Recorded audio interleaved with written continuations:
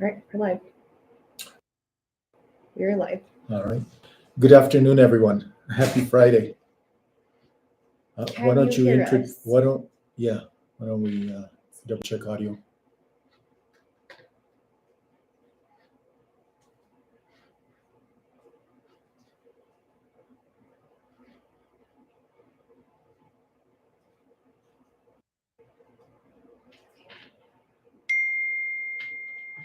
We should be good. People can hear us? All right, well, let's get started. Thank you, everyone, for joining us.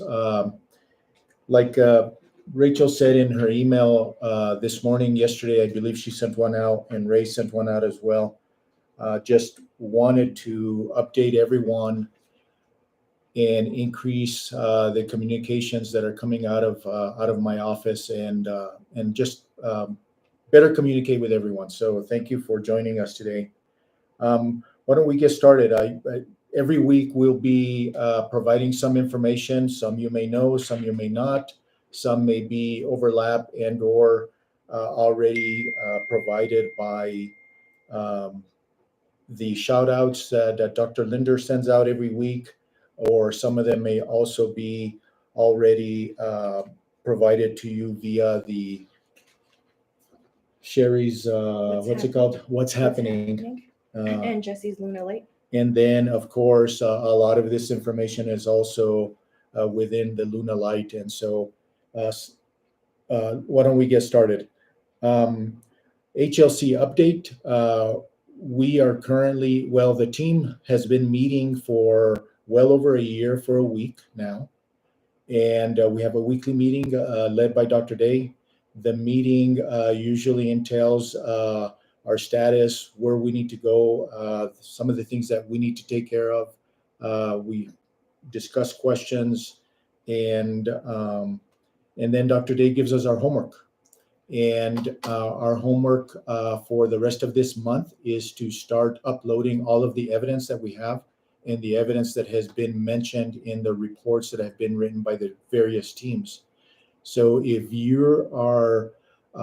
someone requests something from you for the HLC report and the HLC evidence portal, please respond as quickly as possible.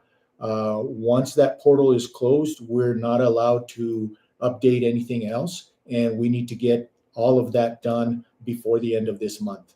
Once the end of the month comes around, the portal will be closed, and we will no longer be able to upload anything. Even though our visit isn't till September, they're just giving us till the end of the month to upload all our evidence. So please respond if anyone asks you for information for the HLC documentation. Fall registration is currently open. We had some technical difficulties with Genzabar in getting the schedule up, but it's there now. Inca and Cindy's teams are very, very busy right now calling students, trying to get them registered. If any of you have any time to volunteer, please check in with them, and they'll set you up with names of students to call and to get them advised and get them registered. So please check in with them.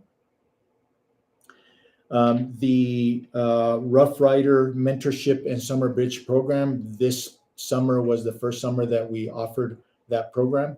In addition to that, we also had the nursing summer camp. So thank you to Sherry Goodyear for leading the Rough Rider Mentorship and Summer Bridge program, and to Maxine Hughes for leading the nursing camp. Two very successful camps for the summer. One camp was held in Mora, one in Springer, one in Santa Rosa, and one on the main campus for the Rough Rider Mentorship program.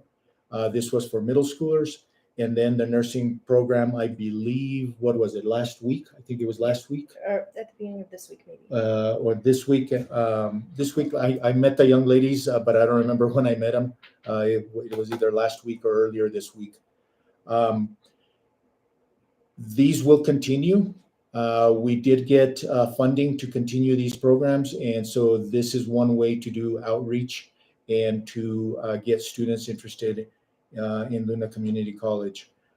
We're targeting middle schoolers, and the idea is to engage them while they're in middle school, while they're in high school, get them to come to our dual credit courses, and then eventually register as regular students here upon their high school graduation.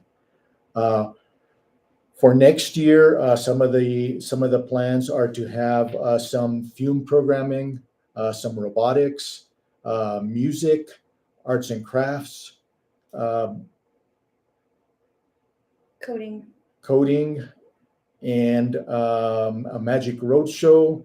Again, this is chemical reactions that are exciting, and various of our faculty will be leading some of these efforts. The other part of the mentorship program I forgot to mention earlier is it's not only summer programming, it is also programming throughout the academic year. So Sherry and a team actually go out to the high schools in our district and the middle schools in our district and try to engage students in different college readiness type of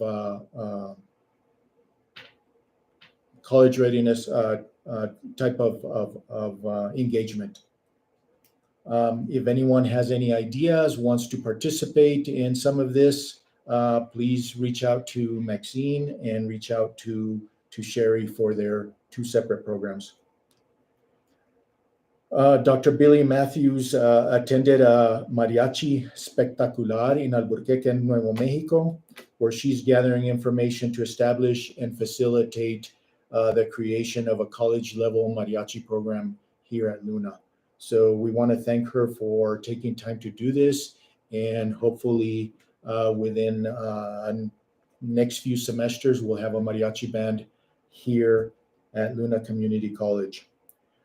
Some new programming out of the Allied Health Department. EMT courses will be offered in the fall. Dr. Linder is also working on creating and establishing a substance abuse associate's degree, and then also a community health worker certification. And so I'm not 100% sure that those will be available this fall, but I believe that that's what we're trying to do. The School of Business is getting ready for their accreditation. So they will be working diligently to get prepared for the accreditation now in 2024. Again, same request here. If for some reason Tycee and her team reach out to you for information or some type of assistance, please help.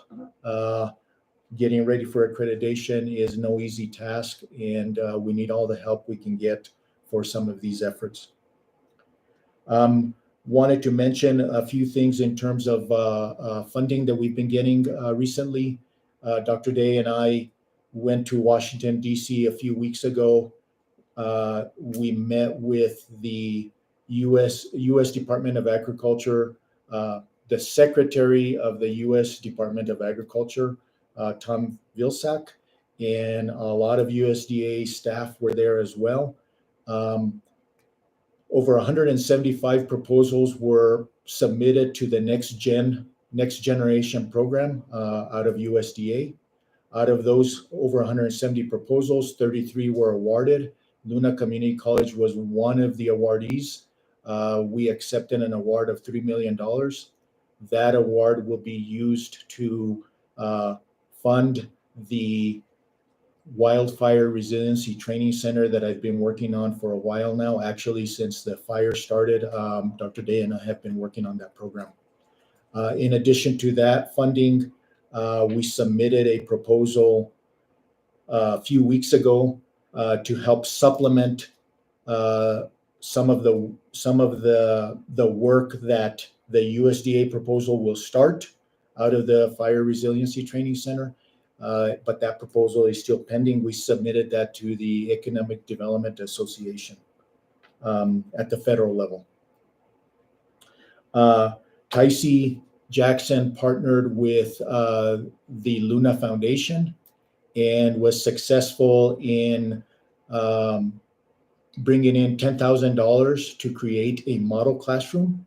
And so that's going to be a big help to remodel one of the rooms over there in the School of Education to create it as a model classroom where teachers will use that to train and learn, train in a classroom that it looks a lot like what it would be in an actual job. Tycee, in another proposal, also partnered with the Luna Foundation, was awarded from the Las Vegas Community Foundation funds to purchase a greenhouse. And she and everyone else there at the preschool want to incorporate some of gardening in some of their preschool curriculum. And so very excited about those two grants. The big one, there's others pending, but I will wait to let you know once we are either awarded or we're declined. An FYI, there is no longer a student handbook. Everything that was in the handbook was moved to the catalog. And so if students come to you, they want to know what their rights are, if they want to grieve or complain in some way or another, and or no other information in terms of what their rights are, please refer them to the catalog.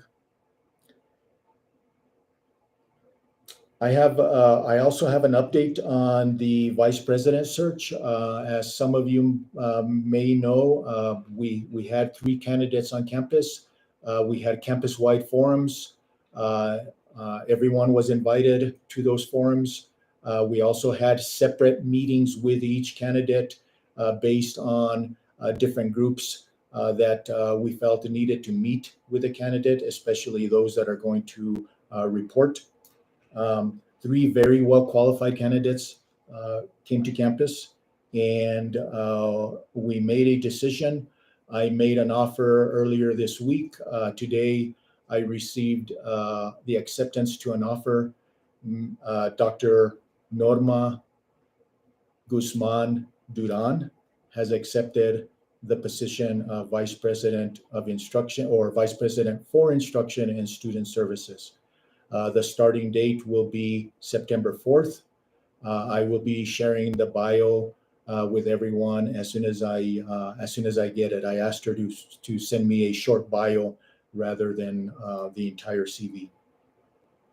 So good news there.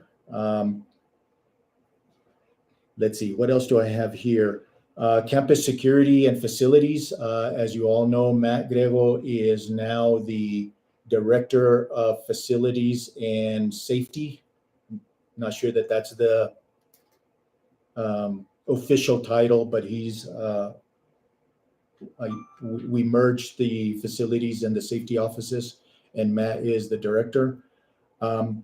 My understanding that sometime in 2017, we had an active shooter on campus. Of course, I wasn't here. Probably some of you may remember. And sorry, that's my phone. And at that time, Luna was required to develop a plan to create a way for emergency personnel, whether it's ambulances or emergency and safety personnel, to come onto campus and have a way to find where they're going. Right? We all know that there's been a problem for many years in terms of finding buildings, especially for, of course, those individuals that come to our campus and don't know where to go and don't know where the building is.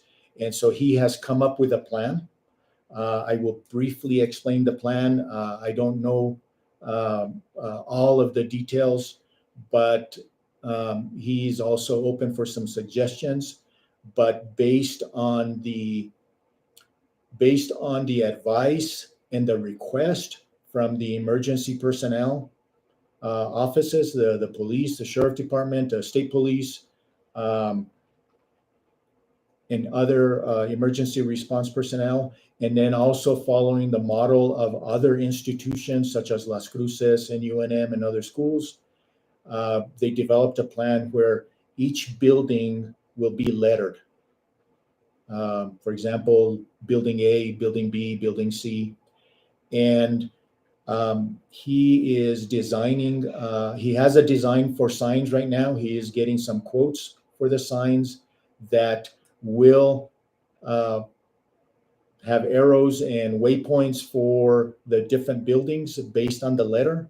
And then the sign in front of the building will have the letter as well as the departments or offices that belong to that building within that sign. And so if you have some suggestions or want to talk more about that, I believe Matt is scheduling some type of campus wide meeting to inform you more about what that is going to look like. I think it's long overdue. We've had various offices on campus, such as AARP. We've had FEMA and others. And in some cases, these offices are here for a little while, then they're gone, but we still get people here looking for those places. Or when they were here, we had people looking for those, the public looking for those places, and it wasn't easy for them to find. So hopefully it'll help that. And all the other issues that we face with students not finding our various offices. Very quickly, that was the quick update that Rachel and I have today. If there are things that you would like me to include in these updates from now on, please send them to me or to Rachel, and we'll do our best to include them in there. Again, many different things happening on campus. I'm sure I missed a lot of things, but the purpose of this is to, in some cases, reiterate what we're doing, some of the things that are coming up. And hopefully in the future I'll get better at this, and they'll get a little bit smoother than today. But I just want to thank everyone for their hard work and your dedication to Luna and to our students. I look forward to seeing you and visiting with you in your offices. Again, maybe something that I should mention here. I just thought of it a few days ago, or I think maybe it was on Monday. I send out an email to everyone, letting everyone know that every Wednesday from 10 a.m. to 12 noon, I have open office hours. I am dedicating those 2 hours so that my doors are open. I am not scheduling anything else on those at that time on that day. So if you have something that you want to talk to me about, please come on by. And of course, I want you to know that my doors are always open. Please come by whenever you want. If I'm not on the phone in a meeting and not working on something that is has a quick deadline, I will see you. Usually we can tell by my office door being opened or closed. When I'm available, even though I don't have anything scheduled, my door is open. When I'm not available, I'm in a Zoom meeting, or I'm on the phone, or I'm working on something with a short deadline, I usually close my door. And Dr. Day, Amanda know this. Of course, Anna, you knew this when she was here, but those are kind of the simple, I guess, etiquette, I guess, thank you, that I follow. So if my door is closed, I'm probably in a meeting, or I'm probably expecting a call, or on the phone, or I'm working on something that needs to get done fairly quickly. If my door's open and I'm still working, or I might be on the phone, it doesn't mean that I will turn you away. So anything else, Rachel, that you think? that I may have missed or I think we hit everything and we're hitting we passed our 15-minute mark. already those 15 minutes went by really quick. So again, thank you everyone, and I hope this helps. Please do let us know if this helps or not. Thank you. Everyone have a good afternoon and a nice weekend.